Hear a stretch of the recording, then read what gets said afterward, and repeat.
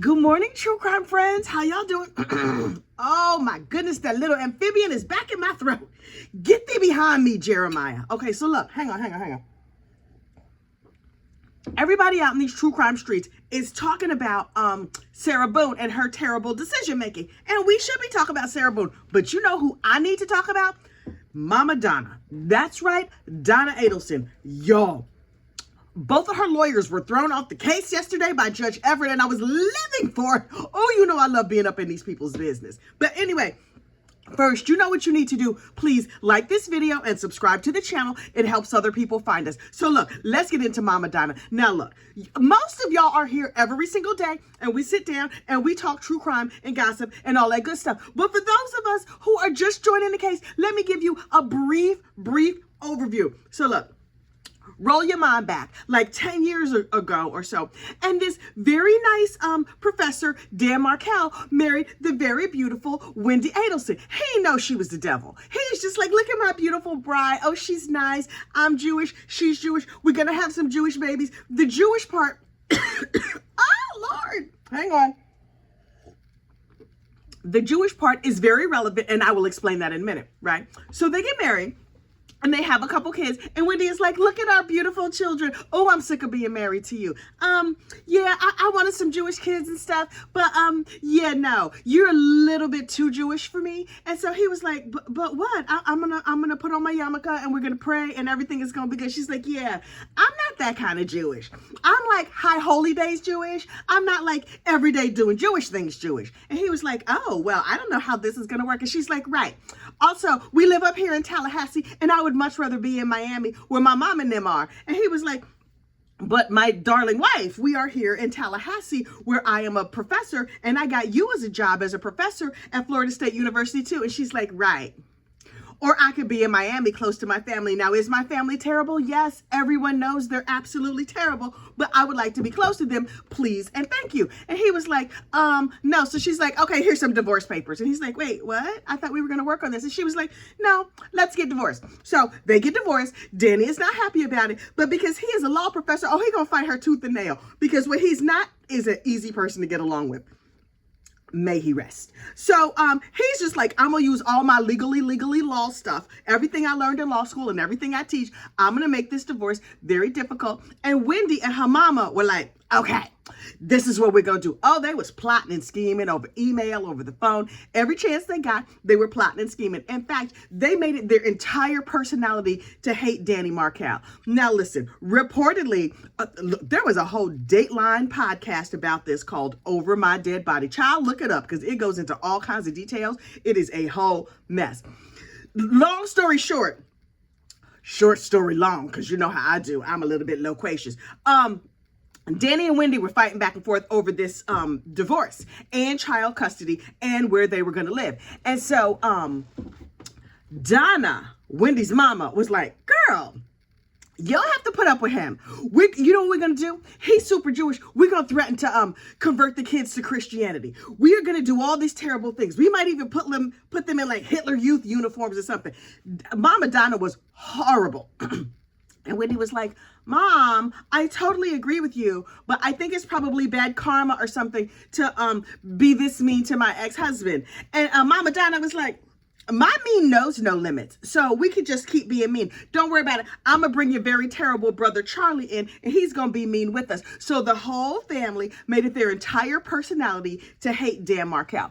Ultimately, they decided to get in and have a pitch-in. Not a potluck, not like you bring a chicken salad and I'm going to bring some paper plates. They had a potluck where they put all their money together, and they decided to unfortunately unalive Dan Markel, Wendy's ex-husband. And so that's what they did. And so they hired some hapless hitmen who were, one of them was part of a street gang. The other was just like a regular run-of-the-mill bad dude. Those two hapless hitmen drove from Miami up to Tallahassee and unfortunately unalived Dan Markel in his garage. And Wendy Adelson was like, oh, he's no longer on this mortal coil. Okay, let me take my children and go down to Miami and be close to my very terrible mother. And we're going to live happily ever after. This is going to be great. And we don't have to be that Jewish anymore, and I can start dating new dudes, and I could ply my evil trade all over the Miami-Dade area. So that's what they did.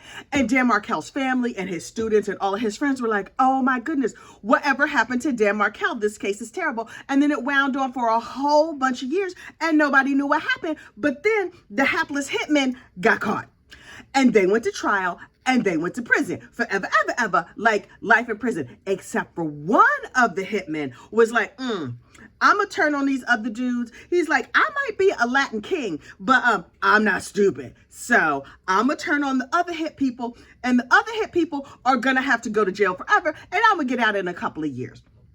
And so that's what happened. And so everybody was like, okay, the trigger people also the brown people are in prison, and the nice white rich people are over here all free. But Miss Georgia Kappelman, the prosecutor in Tallahassee, was like, oh no, you better don't. What we not gonna do is that. I'm gonna get all the bad people because you see Miss Georgia Kappelman wears a superhero cape. She was like, Charlie Adelson, come on down. It is your time for the trial is right. So she put Charlie Adelson, Wendy's brother, on trial. And Charlie was like, I am a rich periodontist. I'm not even sure I know what periodontists, whatever is or do, something tooth related. He's like, I am a rich tooth doctor. I am a professional douchebag. And I drive around in a Ferrari that says Maestro.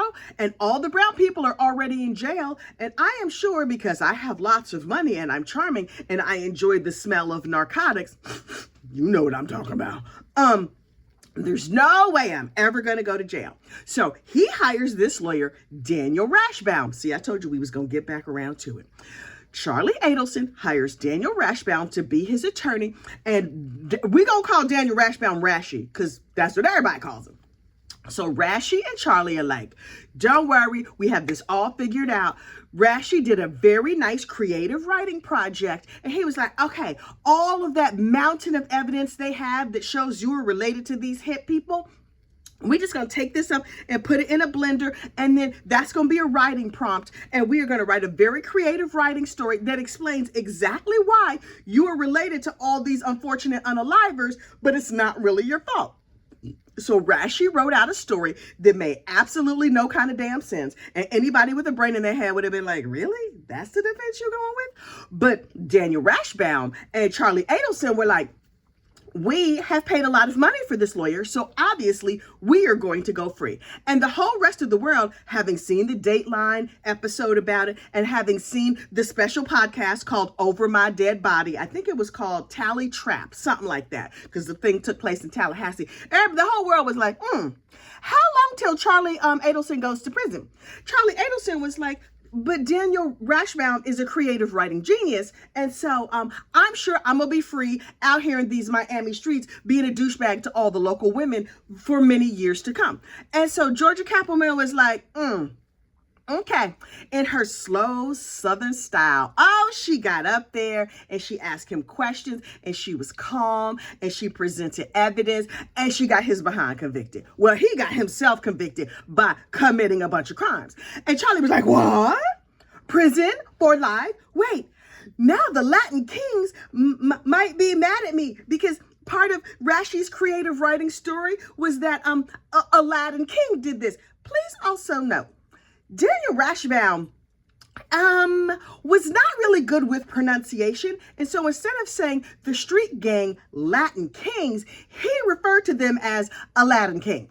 So a Latin king over there in the prison, all the whole gang was like, come here, Charlie Adelson.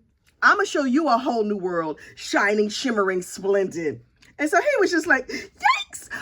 And so he was in the Florida prison system hiding under his bunk because Rashy's creative writing did not protect him at all. I kind of love that. I hope he lives a very long life in abject terror. Anyway, and so finally in Florida, they was like, Aladdin King is everywhere. So we're going to have to send you over to the Idaho region of the United States. Now, listen, I know he's over there in one of them square states out west. I'm not sure which one. North Dakota, South Dakota, Colorado, Iowa, Indiana. He living over there. One of those. And so we just refer to that as the Idaho region of the United States. So he's over in Idaho. And he's just like, dang, I am going to use what's left of my money and my douchebaggery, and I'm going to hire this attorney, Daniel Offerman. And Offerman is like the top appeals guy. And I'm sure that this appeals attorney can help overcome Rashi's creative writing exercise that got me convicted. So the rest of the Adelson clan was like, oh, it's so sad that Charlie has gone to prison. Okay, we just gonna go on with the rest of our lives. And Miss Georgia Campbellman was like, okay.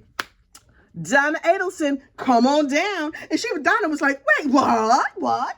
I am just a hapless grandmother. I mean, my sweet Charlie, yes, he got convicted and Aladdin King chased him out of the whole state of Florida. And now he's living someplace else and I will never, ever see him again for the rest of my life. My daughter, Wendy, has raised her kids. She's gone off. She's spreading her evil all over Florida. She has since moved to Austin, Texas. Now she's dating the men down there in Austin, Texas. She's real cute. Her kitty probably feral too. Y'all know how these heifers be doing. Anyway, so I'm sure Wendy is having a lovely time over there in Texas, engaging with the Texan men. Watch out, Texan men. Anyway, her kids are half grown. She's living her life. And her mama is like, wait, I unfortunately unalived this dude for you and you can't even return a phone call. And Wendy apparently was like, And Mama Donna, in all her wisdom, if you could call it wisdom, was like, okay, Daniel Rashbaum has helped this family so much. I mean, yes, he helped Charlie go to prison, but that was not Rashi's fault. I love Rashi like a son. And so I would like to keep losing attorney Daniel Rashbaum as my attorney because I'm absolutely certain he's going to keep me from going to prison. And the whole rest of the internet was like, heifer, what? You doing what? Wait. The dude with the terrible writing sample who referred to the Latin kings as Aladdin King. The dude who came up with that absolutely ludicrous story that now has your son serving life in prison. You have chosen him to be your attorney? Him. And Donna Adelson was like, yes, I like him a whole lot. He feels like a son to me. I think this is going to be great.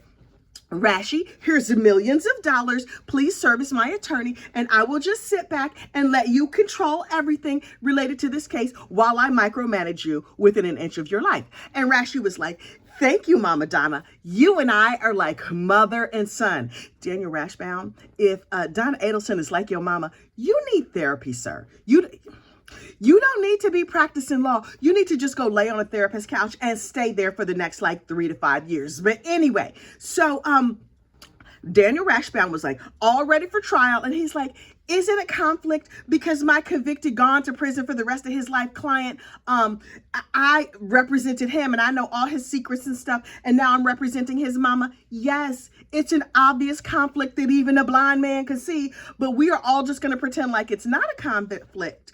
And so the judge who oversaw Charlie Adelson's case was like, listen, Rashid, come here. You know you lost that first case, right? And because you lost that first case, you might know some of that criminal's secrets. And so now maybe it's not the best idea for you to represent his mother because that's a conflict of interest. And Rashi was like, right, but me and my wife just bought this gorgeous new house in Miami and we're redoing the kitchen. And so these Carrera marble and whatever, that's not free. So we're going to keep representing her. Also, she says she doesn't care if it's a conflict. And so the judge was like, this don't seem right. Prosecutor Georgia Campbellman, do you have a problem with this? Georgia was like, I done convicted all these mamalukes. I'm happy to convict this heifer, whatever lawyer she uses. So have at it.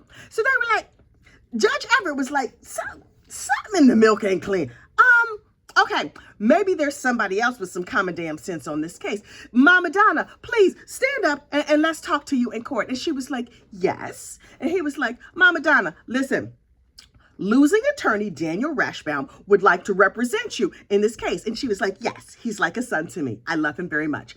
And Judge Everett was like, right, you know he lost your son's case and you could go to prison forever, ever, like the whole rest of your life, however long that may be. And she was like, yes, he's like a son to me. And I like things that are familiar. And the judge was looking around like, none of y'all think this is crazy? Because this feels real crazy to me. And so he kept asking Donna over and over and over, do you waive this conflict? And Donna was like, Yes, I believe that Daniel and his creative writing sample, yes, he lost the last case, but I feel deeply in my heart that I am going to be set free using the same tactics that sent my son to prison over in the Idaho region of the United States forever, ever, ever. Yeah.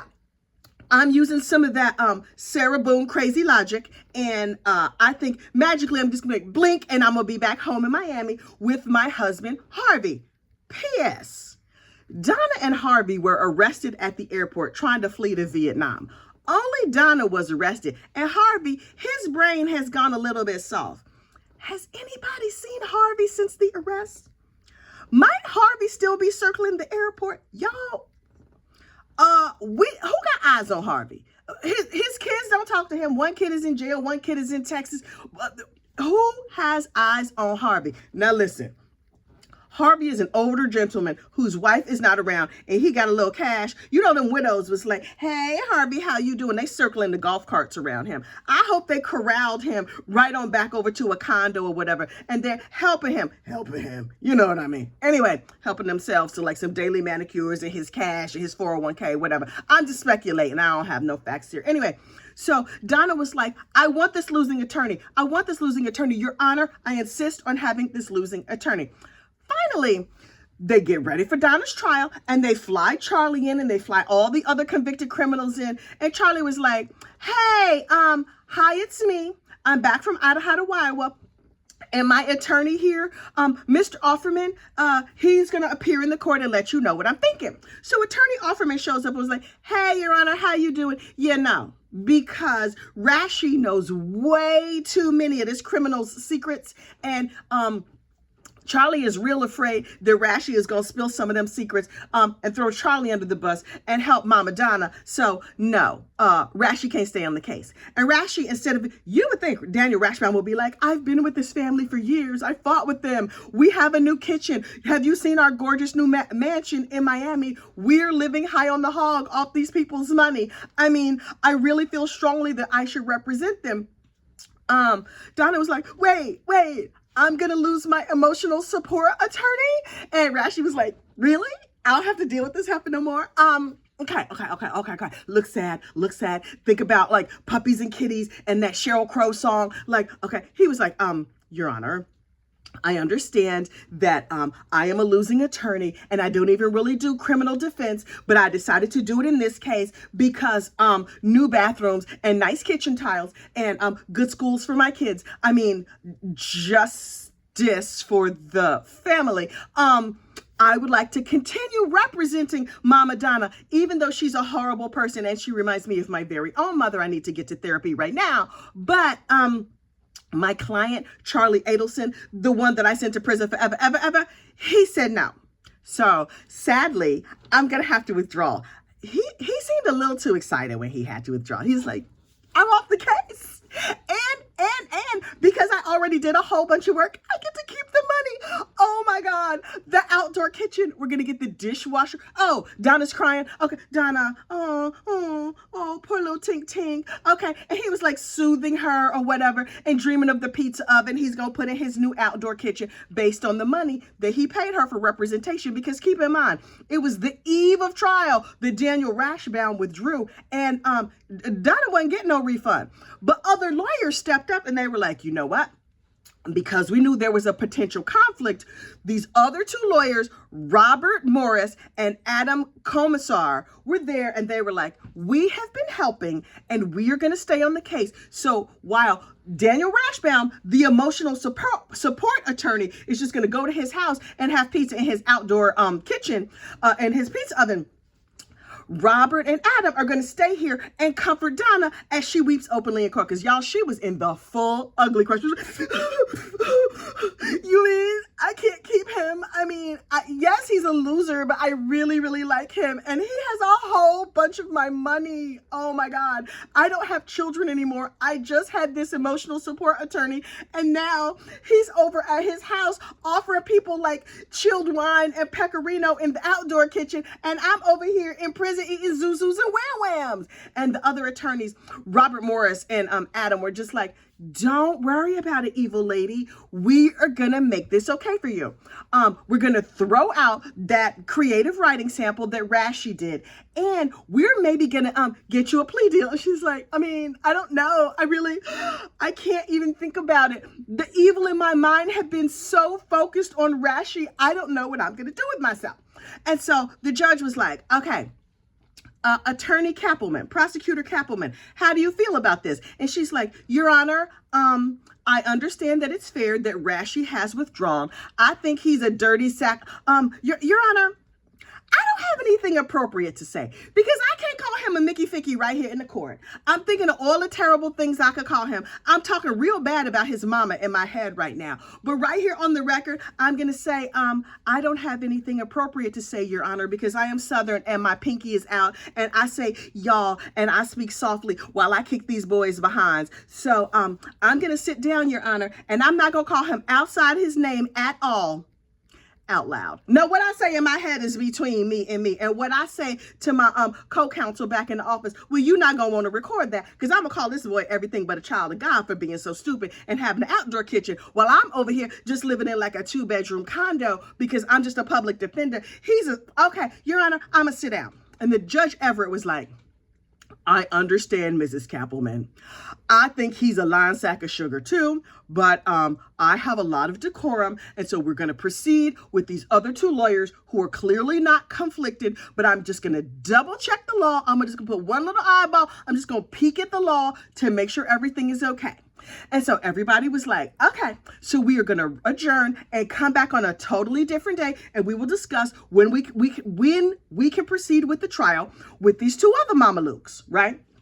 So the Judge Everett, issued an order yesterday where he was like, right, so I looked at the law and in my learned, thoughtful self, I have decided that the 2 remaining attorneys, Robert Morris and Adam Commissar, they're out too. Y'all, Mama Donna don't have no lawyers. And all those lawyers have new houses and outdoor kitchens and dishwashers and everything. They even got a whole set of dishes just for the outdoor kitchen off that Adelson money. And Mama Donna is like, wait. It's widows and golf carts over there circling Harvey, making sure he's okay. Charlie is tucked off in prison. I can never talk to him again. My emotional support attorney is not here. I'm just out here in these streets by myself. Donna girl, yeah. That's what all that means. You in trouble, girl. Heifer. In terms of bad days, this was a very, very bad day for you. So now the attorneys, not Georgia Kappelman, because Georgia Kappelman don't have to get ready. She stay ready. But Donna has to find new attorneys. And Daniel Rashbaum and all of his ilk, all of those attorneys that were, Danny withdrew. The other lawyers were kicked off the case by the judge. All of them have to turn over their notes to the new attorney, whoever he may be, whatever 2 or 3 pennies Donna Adelson can spare now for a new attorney. They have to turn over all their notes to new counsel, but they have to sanitize their notes. You know what that means? Judge Everett was very clear. He was like, turn over the base documents, just the information. You're going to need to go through with like a dry erase, a pen, a pencil. You're going to have to take out all your extra notes, all your theories, all that creative writing samples that Rashi did in the margins and on the corners and stuff. No. These lawyers cannot see any of the old lawyers' notes. They are getting just the facts.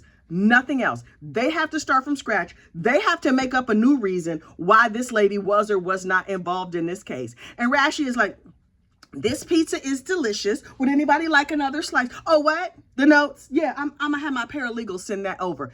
Donna is over there in prison, weeping openly into some soups and some pies. And she's just like, oh my God, I've gained 35 pounds from eating Zuzus and Wham Whams. I'm never getting out of prison. I'm wearing this terrible jumpsuit and I'm bossing these other heifers around because I still got that takeover spirit, even though I'm in prison.